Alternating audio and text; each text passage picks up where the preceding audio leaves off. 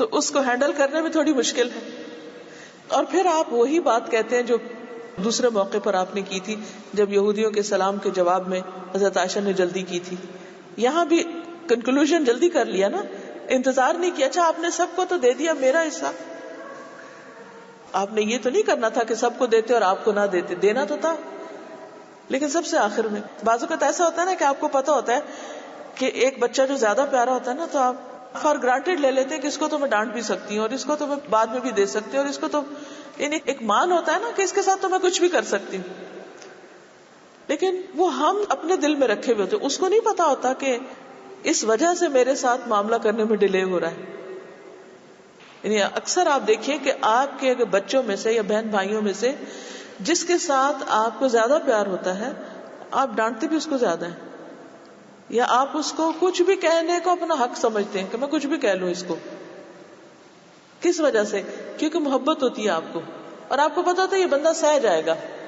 لیکن کبھی کبھی دوسرا بندہ اس طرح ریئیکٹ کر دیتا ہے, تو ایسے موقع پر پھر غضبناک ہونے کی ضرورت نہیں, بس اتنا معاملہ وہاں حل کر دیا جائے. پھر اسی طرح ایک اور روایت میں آتا ہے, ابو امامہ بن سہل کہتے ہیں ہم لوگ ایک دن مسجد میں بیٹھے ہوئے تھے اور بہت سے مہاجر اور انصار تشریف فرما تھے, وہاں پر بیٹھے ہوئے تھے. یعنی ہم بھی بیٹھے تھے اور لوگ بھی بیٹھے, جیسے مسجدوں میں ہوتا ہے کہ ہم نے ایک آدمی کو حضرت عائشہ کے پاس اجازت حاصل کرنے کے لیے بھیجا کہ ہم آپ کے پاس آ سکتے ہیں. پھر ہم لوگ ان کے پاس گئے, انہوں نے اجازت دے دی. وہ پردے کے پیچھے بیٹھ کے گفتگو کیا کرتی تھی. کہنے لگی ایک دن ان کے پاس ایک فقیر آیا. اس وقت رسول اللہ صلی اللہ علیہ وسلم میرے پاس تھے, یعنی حضرت عائشہ کے پاس فقیر آئے. ایک واقعہ بیان کر رہی. میں نے اس کو کچھ دینے کا حکم دیا کہ فقیر کو کچھ دے دیا جائے. گھر میں کسی سے کہا ہوگا. دینے سے پہلے میں نے وہ چیز منگوا کے دیکھی کہ کیا دیا جا رہا ہے. تو رسول اللہ صلی اللہ علیہ وسلم نے فرمایا کیا تم یہ چاہتی ہو کہ تمہارے گھر میں کوئی چیز بغیر تمہارے علم کے نہ آئے نہ جائے؟ تم یہی دھندا کرتی رہو گی کیا آیا کیا گیا؟ میں نے کہا جی ہاں, ہر عورت یہی کرتی ہے. آپ نے فرمایا ٹھہرو اے عائشہ, تم گن گن کر نہ دو ورنہ اللہ بھی تمہیں گن گن کر دے گا. اب آپ دیکھیے کہ یہ تربیت ہے کہ آپ دیکھ رہے ہیں کہ گھر میں کیا ہوا ہے. فقیر آیا, کہا گیا کہ دے دو اس کو کچھ. جب دیا جانے لگا تو کہا ذرا دکھاؤ کیا دے رہے ہو. کئی دفعہ ایسا ہوتا ہے نا, ہم بھی بچوں کو کہتے ہیں اچھا وہ فلاں ہے دے دو اس کو فلاں چیز. جب دینے لگتا ہے کہتے ادھر آؤ کیا دے رہے ہو. فرمائے گن کے نہ دو, بس جو ہے دے دو فقیر کو. اللہ کے لیے دے رہے ہیں نا, اللہ کے یہاں جزا پائیں گے, اتنا حساب کتاب کیا. پھر اسی طرح ایک اور موقع پر بھی حضرت اسما کو آپ نے یہی بات کہی. حضرت اسما کہتی ہے کہ ایک مرتبہ رسول اللہ صلی اللہ علیہ وسلم میرے پاس سے گزرے. اس وقت میں کچھ گن رہی تھی, کاؤنٹنگ کر رہی تھی اور ناپ بھی رہی تھی, یعنی ناپ حساب کر رہی تھی. آپ نے دیکھا, فرمایا اسما گن گن کے نہ رکھو ورنہ اللہ بھی تمہیں گن گن کر دے گا. وہ کہتی ہے کہ رسول اللہ صلی اللہ علیہ وسلم کے اس ارشاد کے بعد میں نے اپنے پاس سے کچھ جانے والے کو یا آنے والے کو کبھی نہیں گنا, کتنا آیا اور کتنا گیا. اور جب بھی میرے پاس اللہ کا کوئی رزق ختم ہوا اللہ نے اس کا بدل مجھے عطا فرما دیا. یعنی جب میں نے دیا اللہ نے مجھے اور دے دیا, حساب نہیں کیا. ٹھیک ہے حساب بعض وقت کرنا پڑتا ہے, کیا باقی ہے, کیا دے دیا, کس کو کیا دیا, اس کو. لیکن عام روزمرہ زندگی میں جو لین دین ہوتا ہے تو اس میں مثلاً کسی کو آپ کچھ دے رہے ہیں, بیگ میں آپ ہاتھ ڈالتے ہیں, چینج ہے, اب اس وقت آپ کوائنز گننے بیٹھتے تو اتنے میں لینے والا چلا جائے گا, تو پتا ہے بس ٹھیک ہے نکالو اور دو. اسی طرح کھانا ہے, کچھ بھی ہے, اگر آپ نے کہہ دیا کہ بھی کھانا دے دو تو پھر خود سر پہ سوار نہ ہو جائے کھڑے ہو کر کے بھی کیا دے رہے ہو, کتنا دے رہے ہو, بس ٹھیک ہے. یعنی کچھ مواقع پر ہم سب کو یہ ضرور کرنا چاہیے کہ بغیر حساب کے دیں, اور آپ اس کا تجربہ کریں گے کہ اللہ بھی آپ کو بغیر حساب کے دے گا. اور یہ بچوں کے اندر آپ ڈالنے کی کوشش کریں, بچوں کے ہاتھ سے دلوائیں, اور پھر جب ان کو مزید کچھ ملے تو اس وقت اپریشیٹ کریں اور کہیں کہ دیکھو تم بھی اللہ کی راہ میں دیتے ہو نا، تو اللہ تعالیٰ نے تمہیں بھی دیا ہے، بھلے آپ اس کے ہاتھ میں رکھ رہے ہیں کہ ظاہر اللہ ہی آپ کے دل میں ڈالتا ہے تو آپ کسی کو کچھ دیتے ہیں. پھر اسی طرح آپ صلی اللہ علیہ وسلم نے مختلف مواقع پر مختلف لوگ جب آئے، ایک نے پوچھا سب سے افضل صدقہ کیا ہے، آپ نے اس کو ایک قسم بتائی. دوسرا آیا، وہ پوچھتا ہے سب سے افضل صدقہ کیا، آپ نے اس کو کچھ اور بتایا، تیسرے کو کچھ، چوتھے کو. اب جب وہ ساری حدیثیں ہم پڑھتے ہیں تو ہم کہتے ہیں ہاں اس میں سے پھر ہمارے لیے کیا ہے، ہم کیا کریں، ایسا کیوں ہے؟ یہ حدیثوں میں کنٹرڈکشن نہیں ہے. دراصل آپ صلی اللہ علیہ وسلم نے بندے کے مزاج کو سمجھ کر اس کو سولوشن بتایا. اسی طرح ایک شخص آتا ہے کہ وہ کہتا ہے کہ مجھے کوئی نصیحت کیجیے، آپ اس کو ایک بات کہتے ہیں، دوسرے کو کچھ اور کہتے ہیں، تیسرے کو کچھ اور کہتے ہیں. کیا نعوذ باللہ آپ کی باتوں میں کنٹرڈکشن ہے؟ نہیں، تضاد نہیں، صرف یہ ہے کہ ایک کے مزاج کو سمجھ کر ایک نصیحت، دوسرے کو سمجھ کے دوسری. اب آپ کے 5 بچے ہیں مثلا، ہر ایک کو ایک نصیحت نہیں چاہیے. ایک آئے گا آپ اس کو ایک چیز بتائیں گے، لیکن یہ کب بتائیں گے؟ جب آپ اس کے مزاج کو سمجھ چکے ہوں گے. مثلاً بچوں میں اگر کوئی بہت غصیلا ہے تو اس موقع پر آپ کیا کریں گے کہ آپ انہیں غصہ نہ کرنے کی تلقین کریں. ایک بچہ سست ہے تو آپ اس کو سستی نہیں کرنے کی تلقین کریں گے. تو ہر ایک کا مزاج سمجھ کر اس سے بات کرنا. اس لیے ایک اور اہم ٹپ بچوں کی تربیت میں یہ ہے کہ ہر بچے کو الگ ٹائم دینا، یعنی ہر وقت ایک کلاس نہ لیا کریں کہ سب کو ایک ہی نصیحت، ایک کے ساتھ بیٹھیں یا ایک سے بات کریں تو اس کے مطابق اس سے کاؤنسلنگ کریں یا اس کے مسائل کو جانیں، کیونکہ ہر بچے کی عادت مختلف ہوتی ہے. ہم سمجھتے ہیں کہ بس کھانے کی میز پہ سب بیٹھے ہیں اور سب کو میں نے لیکچر دے دیا ہے اور میری نصیحتوں کا حق ادا ہو گیا. ایسا نہیں. ٹھیک ہے جنرل بات بھی کرنی چاہیے، لیکن پھر پہچانے کہ کس بچے کو کس چیز کی طلب ہے. کچھ بچے سب کے سامنے بات بھی نہیں کرتے، وہ کہتے ہیں آپ جب فارغ ہو اکیلے میں ہم کو ٹائم دیں، پھر ہم آپ کو بتائیں گے ہمیں کیا مسئلہ ہے. دوسرا بچہ بالکل آؤٹ اسپوکن ہوتا ہے، جو دل میں بولتا ہے اس کو آپ وہیں پر ہی بات کر سکتے ہیں. لیکن ہر ایک کی دل کی بات جاننے کی کوشش کریں اور ان سے نکلوانے کا طریقہ فرق ہوگا، کیونکہ ہو سکتا ہے بڑے بچے کے ساتھ آپ کو وہ مشکل نہ ہے جو دوسرے کے ساتھ آ رہی ہے، اور آپ کہتے ہیں کہ میں تو وہی ماں ہوں، میں تو برابری کر رہی ہوں. یہاں برابری نہیں ہے، برابری ہوتی ہے چیزوں کے لین دین میں، مزاج سمجھنے میں برابری نہیں چلے گی. ہر ایک کو اللہ نے ڈفرنٹ پیدا کیا، لہٰذا آپ کو ہر بچے کے ساتھ ایک مختلف ماں بھی بننا ہوگا. اس اصول کو بھی سمجھ لیجئے. ایک شخص نبی صلی اللہ علیہ وسلم کے پاس آیا اور کہنے لگا مجھے وصیت کیجیے. فرمایا غصہ نہ کیا کرو. اس نے کئی بار یہی سوال کیا، آپ نے ہر بار یہی کہا غصہ نہ کیا کرو. اب یہ کس کو کہا؟ جس کو غصہ زیادہ آتا تھا. اب یہ ہر ایک کو تو کہنے کی بات نہیں نا، تو کسی اور کو مختلف بات سمجھائی. پھر اسی طرح یہ ہے کہ جب کسی بچے کے اندر کوئی ایسی چیز دیکھیں کہ وہ کوئی باہر سے غلط لفظ سیکھ کر آ گیا ہے، ہوتا ہے نا بعض اوقات وہ ہر طرح کے بچوں سے ملتے ہیں اسکول میں، آپ کے گھر میں، آپ کے خاندان میں، آپ کے ملنے جلنے والوں میں ایسی کوئی گالیاں نہیں ہوتی، کوئی ایسے لفظ آپ نے کبھی سنے نہیں ہوتے، آپ کی ڈکشنری میں نہیں ہوتے، کہ جو باہر سے وہ اٹھا لاتے ہیں اور بولنا شروع کر دیتے ہیں ایک دوسرے کو آپس میں باتوں میں. تو ان کی اصلاح بھی ضروری ہے. معرور کہتے ہیں کہ میں ابو ذر سے ربضہ میں ملا، وہ ایک جوڑا پہنے ہوئے تھے اور ان کا غلام بھی وہی جوڑا پہنے ہوئے تھے، ایک جیسے کپڑے تھے. میں نے اس کا سبب پوچھا. کہنے لگے کہ میں نے ایک شخص کو برا بھلا کہا تھا اور اس کی ماں کی غیرت دلائی تھی، گالی دی تھی. تو رسول اللہ صلی اللہ علیہ وسلم نے مجھ سے فرمایا اے ابو ذر، تم نے اسے ماں کے نام کی غیرت دلائی؟ بے شک تم میں ابھی کچھ زمانے جاہلیت کا اثر باقی، یعنی چھوڑا نہیں. اور پھر وہ اس کے کفارے کے طور پر اس طرح کی نیکیاں کرتے رہتے تھے تاکہ ان کے گناہ جو ہیں وہ ختم ہو جائیں. صحابہ غلطی کوتاہی کے معاملے میں بہت سینسیٹیو ہوتے تھے. ہم اپنی غلطی کے معاملے میں کوئی سینسیٹیو نہیں، لیکن اگر کوئی ہمیں کچھ کہہ دے تو ہم انتہائی سینسیٹیو ہیں.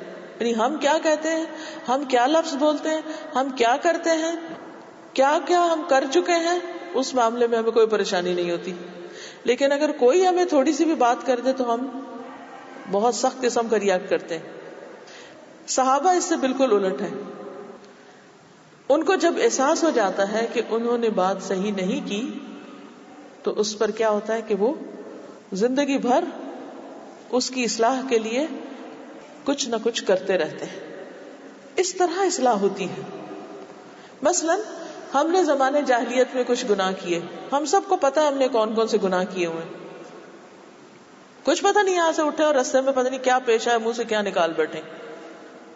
ڈرائیور 2 منٹ نہ آئے تو ہم وہیں کھڑے ہو کے پتہ نہیں کیا بڑبڑانے لگے. کچھ پتا چلتا ہے؟ اور وہ بھی غیبت میں لکھا جائے. ایک سفر کے موقع پر حضرت ابو بکر اور عمر نے اپنے ساتھ ایک غلام لیا خدمت کے لیے.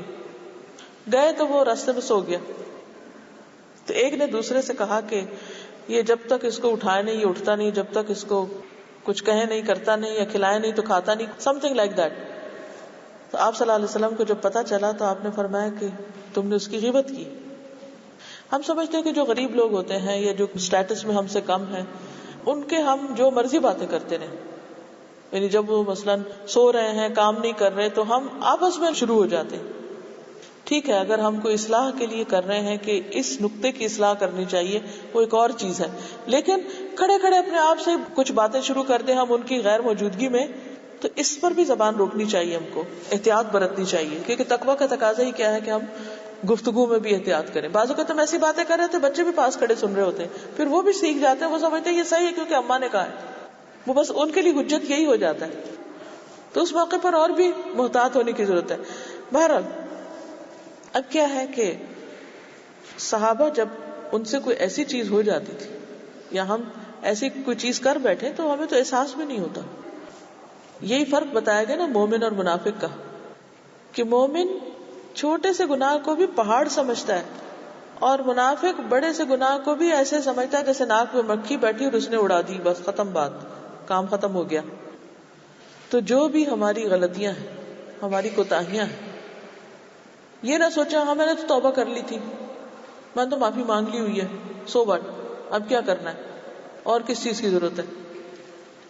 نہیں، بار بار جب دعا کا وقت ہو، جب قبولیت کا وقت ہو، صدقے کا وقت ہو، کسی خیر کا وقت ہو، تو اپنے اس گناہ کو یاد کر لیا کریں.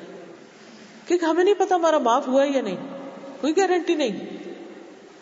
تو مومن اپنی غلطیوں سے کبھی بھی امن میں نہیں رہتا، اور یہی چیز اس کو پھر ہمبل کرتی، یہی چیز اس کے اندر سے اکڑ دور کرتی، اور اس چیز کا غرور نہیں آنے دیتی کہ میں بڑا نیک ہوں، کیونکہ اس کو اپنی غلطیاں یاد ہوتی ہیں. ہاں، منافق کو اپنی غلطیاں یاد نہیں ہوتی، اور نہ اس کو پرواہ ہوتی ہے کوئی کہ میں نے غلطی کی بھی ہے یا نہیں. تو یہ ایک بہت اہم چیز ہے. تو صحابہ میں یہاں بھی آپ دیکھیں گے اور مقامات پر بھی دیکھیں گے کہ وہ اپنی اصلاح کے لیے مسلسل کوشاں ہیں. اب یہ ابو ذر جو ہے ربضہ میں نبی صلی اللہ علیہ وسلم کی وفات کے بعد منتقل ہوئے، یعنی اب ایک لانگ ٹائم بیک کوئی ایسی بات ہو گئی تھی، تو اب تک وہ اس کا کفارہ کر رہے ہیں. تو بہت ضروری ہے کہ ہم جب بچوں کے اندر خصوصاً زبان کی خرابی دیکھیں تو اسے کنٹرول کریں، اور اس پر بہت نظر رکھیں کہ بول کیا رہے ہیں، کیونکہ بہت سی خرابیاں زبان سے شروع ہوتی ہیں. بد اخلاقی کی ابتدائی زبان سے ہوتی، اور اب تو گالیوں کی ایسی ایسی قسمیں آ گئی ہیں کہ جو کبھی سنی نہ تھی، اور بعض اوقات ہمیں سمجھ بھی نہیں آتی. اب مثلاً ہیل بولنا تو بچوں نے ایک بائیں ہاتھ کا کھیل بنا رکھا ہے، ہر چیز کے لیے ہیل. اسی طرح اللہ کا نام نہیں، پہلے جیسے کرسچنز بھی تھے یا اور بھی لوگ تو وہ گاڈ کا لفظ کہتے تھے، اب گاڈ کی جگہ گوش نے لے لیا، یعنی ورڈ گاڈ ہی گفتگو سے ایلیمنیٹ کر دیا، اور اس میں باقاعدہ کوشش کی گئی. یہ ایک پوری ذہنیت ہوتی ہے، ایک مینٹالٹی ہے. تو بچوں کی گفتگو پہ خاص نظر رکھیں کہ بول کیا رہے ہیں، گوش تو نہیں کہہ رہے، گالیوں کے ایسے لفظ تو نہیں بول رہے کہ جو ہمیں پتہ ہی نہیں کہ کہہ کیا رہے ہیں. یعنی مجھے خود یہ جو لفظ ہیل ہے اس کی اصلاح کرنے پر کافی محنت کرنی پڑی، کہ میرا بچہ جب یہ لفظ بولتا تھا تو میں سخت پریشان ہوتی. میں کہتی تمہیں پتہ ہے تم کیا لفظ بول رہے ہو؟ کہتے نہیں خراب چیز کے لیے بول رہا ہوں. ان کا بھلے خراب چیز ہو پھر بھی یہ لفظ نکال دو اپنی ڈکشنری سے. کیوں؟ تھوڑی سی جہنم کی ڈسکرپشن بتاؤ پھر بچوں کو، کہ جس چیز کو تم نے جوک بنا لیا ہے اور جس چیز کو تم کچھ سمجھتے ہی نہیں. قرآن کیا کہتا ہے انہا لظا نزاعۃ للشوا، وہ بھڑکتی آگ ہے کہ جو چہروں کی کھال چاٹ جائے گی. پھر وہ آرگیو کرتے ہیں اچھا اگر ہائے کہہ کے سلام کر لیں، کیونکہ ہمیں کیا پتا کون ہے مسلم ہے نان مسلم. ان کا بھلے کوئی بھی ہو، لیکن یہ وہ چیزیں ہیں جو بچے باہر کے کلچر سے لازمی لاتے ہیں گھر میں، اور یہاں کنٹرڈکشن ہوتی ہے. یہ ہمارا فرض بنتا ہے کہ ہم ان کو اسلام پر اعتماد دیں کہ یہ زیادہ بہتر ہے. ایک دفعہ میں نے کافی لینگویجز میں سلام کے جو ورڈ یوز ہوتے ہیں ان کو اکٹھا کرایا تھا، اور میں نے کہا کہ میننگ دیکھو، کوئی میننگ ہی نہیں بنتا بعض اوقات. اب ہیلو کا بھی میننگ کیا ہے اگر آپ کسی ڈکشنری میں دیکھیں، ہیل سے ہی ہے وہ بھی ہیلو. اور پھر ہائے کا کیا مانا ہے، ہماری زبان میں وہ کیا بنتا ہے. تو کیا بولے چلے جا رہے ہیں، اور بچے کو یہ کہنا کہ یہ تم جو کہو گے لکھا جائے گا. تو یہاں پر حضور صلی اللہ علیہ وسلم حضرت ابو ذر کے زبان سے نکلے ہوئے ایک لفظ کی اصلاح کریں. ایسا ہی ایک لفظ حضرت عائشہ کی زبان سے بھی ایک دفعہ نکلا تھا جب انہوں نے کسی کے قد پہ تبصرہ کر دیا تھا کہ ہائٹ ان کی کم ہے، کہ وہ ٹھنگنی ہے، قد چھوٹا ہے ان کا. آپ نے فرمایا عائشہ تم نے وہ بات کہی ہے کہ جو سمندر میں ملا دی جائے وہ بھی کڑوا ہو جائے.